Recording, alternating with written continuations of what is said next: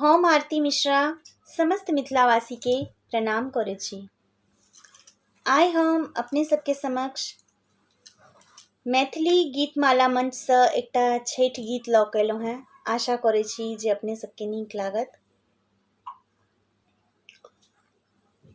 कार्तिक महीने में छठी मैया लेखिन कल जोड़ी करे छी प्रणाम। कार्तिक महीने में छठी मैया लेखिन कल जोड़ी करे छी प्रणाम। घाट के नीपब और सजाएब चहु दिस ले सब दीप।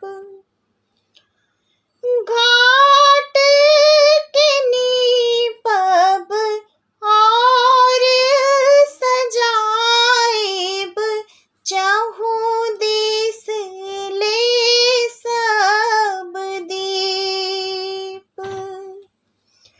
कुसिया कुरबार धइ छठी माई के पूजब छठी मैया रहथिन सहाय।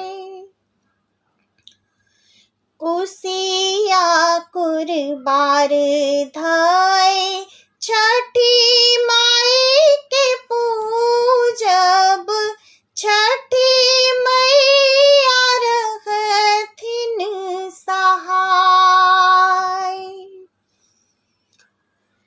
ठकुआ पकेबै भुसबा बनेबै करबै अर्घ ओरियान। ठकुआ पकेबै भुसबा बनेबै करबै अर्घ ओरियान। नारियल आनेबो राखी डाला सजेबै डाला लऽ जाएब घाट। नारियल आनेबो राखी डाला सजेबै डाला लऽ जाएब घाट। पीरे साड़ी पीरे लहठी पहिरी है छठी मैया जल बीच रहब ठाड़। पीरे साड़ी पीरे लहठी पहिरी है छठी मैया जल बीच रहब ठाड़। साँझक अर्घ दा भिनसर आएब हमरो लगा देब पार।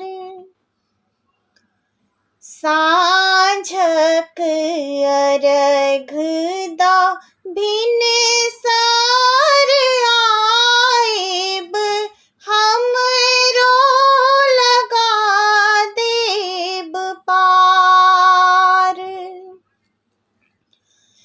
भोरे भिनसरवा में उगथिन दीनानाथ अर्घ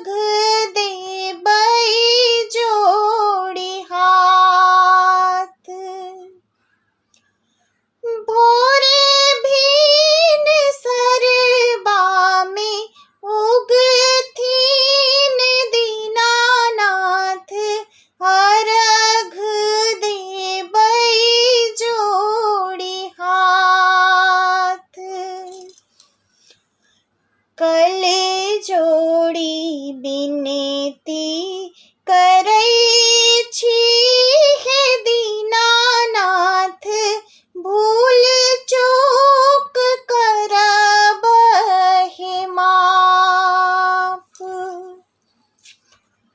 कल जोड़ी बिनती करै छी हे दीनानाथ, भूल चूक करब माफ। जय छठी मैया, जय मिथिला, जय मैथिली।